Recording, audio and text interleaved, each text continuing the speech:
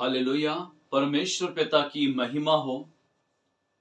और आज हम जिन बातों को बाइबल से सीखने वाले हैं वो है बाइबल से की हुई भविष्यवाणी। आज हम बाइबल से बाइबल की भविष्यवाणी के वचन देखते हैं और ये जो भविष्यवाणी है आपके जीवन में बहुत रीति से सफलता देंगी और इन भविष्यवाणियों को बोल करके आप स्वयं अपने आप में आशीषित होते जाओगे। बाइबल में लिखा है कि भविष्यवाणी करने वाले कौन थे। पहली बात हम देखते हैं, ये भविष्यवाणी जो करने वाले थे ये परमेश्वर के द्वारा नियुक्त हुए थे।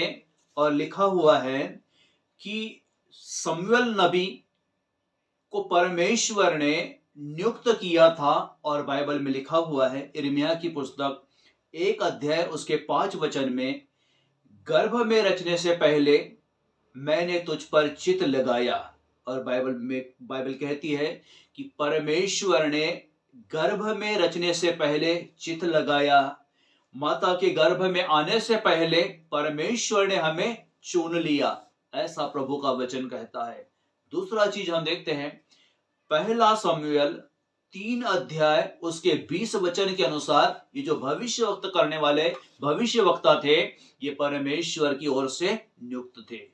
दूसरी बात हम देखते हैं, परमेश्वर के द्वारा ये भविष्यवक्ता भेजे गए थे क्योंकि वह अपनी प्रजा और अपने धाम पर परमेश्वर तरस खाता है।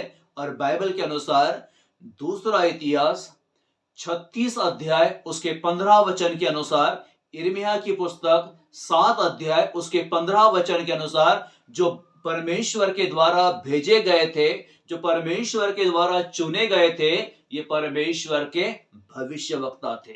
ये भविष्यवक्ता थे। नए नियम से हम देखते हैं यीशु की ओर से भी भेजे गए थे।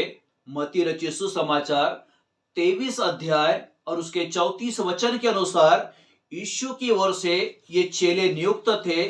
और लिखा है बाइबल में कि मैं तुम्हारे पास बुद्धिमानों को, हाकिमों को, भविष्यवक्ताओं को, वचनों के प्रचारकों को मैं तुम्हारे पास में भेजता हूं, ताकि बाइबल का ये वचन पूरा हो सके कि जहां परमेश्वर का वचन खुलता है वहां प्रकाश होता है।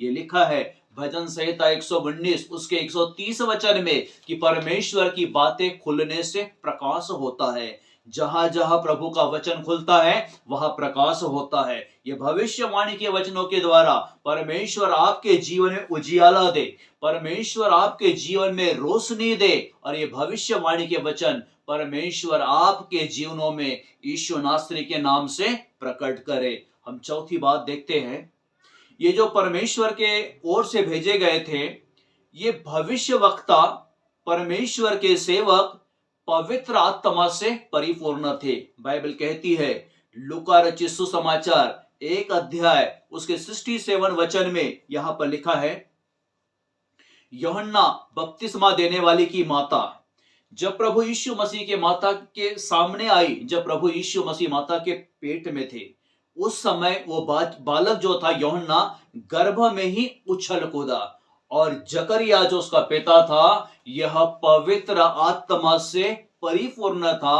और यूहन्ना जो था ये परमेश्वर की ओर से नियुक्त था। यीशु मसीह के समय जो आया था वो परमेश्वर की ओर से भेजा गया था। वो भविष्यवाणी करता था, भविष्यवक्ता था। लोग उसको भविष्यवक्ता करके कहते थे। और ये भविष्यवक्ता परमेश्वर की व्यवस्था को लोगों के बीच में बताते। इस भविष्यवक्ता ने उस समय मन फिराव का प्रचार किया, लोगों के बीच में जाकर पश्चाताप का प्रचार किया और प्रभु यीशु मसीह के आने की उसने वहां पर भविष्यवाणी किया। बाइबल में हम देखते हैं पांचवी बात, ये जो भविष्यवक्ता होते हैं ये परमेश्वर की आत्मा की प्रेरणा से बोलते हैं और परमेश्वर की आत्मा में होकर यह अगुवाई करते हैं। लिखा है ये जो भविष्यवक्ता हैं ये आत्मा से परिपूर्ण थे। परमेश्वर के भक्तजन जो थे वो परमेश्वर की ओर से भेजे गए हैं। और बाइबल में लिखा हुआ है प्रेरितों के काम 11 अध्याय उसके 28 वचन में, दूसरा पत्रस 1 अध्याय और उसके 21 वचन के अनुसार ये परमेश्वर के द्वारा भेजे गए थे। ये पवित्र आत्मा की बातें बोलते थे, परमेश्वर के संदेश को देते थे और परमेश्वर की बातें लोगों पर प्रकट करते थे। छठवां हम देखते हैं कि प्रभु के नाम से यह बोलते थे। यहां पर लिखा है कि वो जब वचन बोलते थे वो वचन प्रभावशाली होते थे, ये पवित्र आत्मा से परिपूर्ण थे। और बाइबल में लिखा है याकूब की पुस्तक 5 अध्याय और उसके 10 वचन में, जब एलिया परमेश्वर का भक्त, जब उसने परमेश्वर से प्रार्थना की कि प्रभु 3.5 साल तक के इस बारिश को रोक दे, क्योंकि उसके बोलने में अधिकार होता था और वो अधिकार के साथ परमेश्वर से कहता था कि जब तक मैं ना कहूं तब तक। पहला राजा 17 अध्याय उसके 1 वचन के अनुसार बाइबल में लिखा है कि तब तक तू बारिश को ना भेजना। मैं सच कहता हूं कि ये परमेश्वर के द्वारा नियुक्त थे और उसी एलिया ने बाइबल के अनुसार 3.5 साल के बाद अकाल समाप्ति के लिए प्रार्थना किया तो परमेश्वर ने वहां पर बारिश को भेजा, क्योंकि ये भविष्यवाणी करने वाले परमेश्वर के चुने हुए भक्त थे, पवित्र आत्मा से परिपूर्ण थे, आत्मा की अगुवाई में चलते थे और पवित्र आत्मा से प्रेरित होकर वो भविष्यवाणी करते थे। इसीलिए बाइबल के उन तमाम भविष्यवाणियों को आप अपने जीवन के ऊपर रिसीव करें, क्योंकि बाइबल की भविष्यवाणी बोलने के द्वारा, उसे स्वीकार करने के द्वारा आपके जीवनों में अवश्य आशीषें आएंगी। बाइबल का एक वचन है भजन संहिता 138 उसका 8, वो वचन इस रीति से कहता है कि परमेश्वर यहोवा तुम्हारे लिए सब कुछ पूरा करेगा। उस वचन को आप अपने आप के लिए बोलते रहिए, उस वचन को आप अपने आप के लिए कोट करिए और कहते रहिए कि परमेश्वर यहोवा मेरे लिए सब कुछ पूरा करेगा। तो अवश्य है ये भविष्य वक्ताओं की भविष्यवाणियां, बाइबल की भविष्यवाणियां परमेश्वर आपके जीवन में यीशु नासरी के नाम में पूरा करे। आइए हम प्रार्थना करेंगे।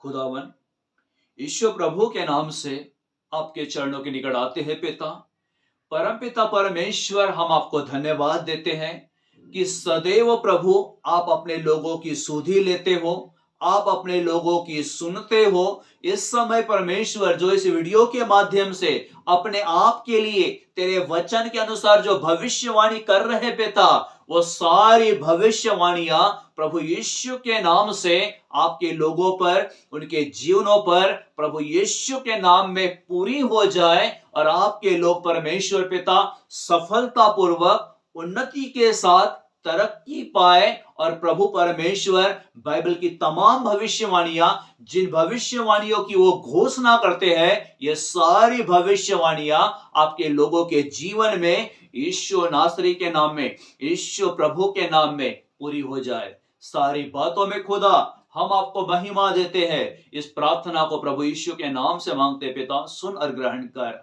आमेन आमेन। प्रभु आपको आशीष दे।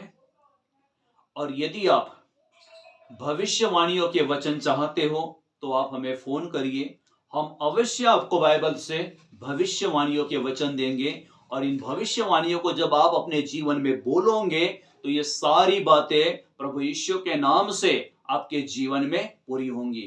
प्रभु आपको आशीष दे। इस वचन को आपने सुना, इसे आप औरों को भी भेजिए और आशीषों के पात्र बनिए।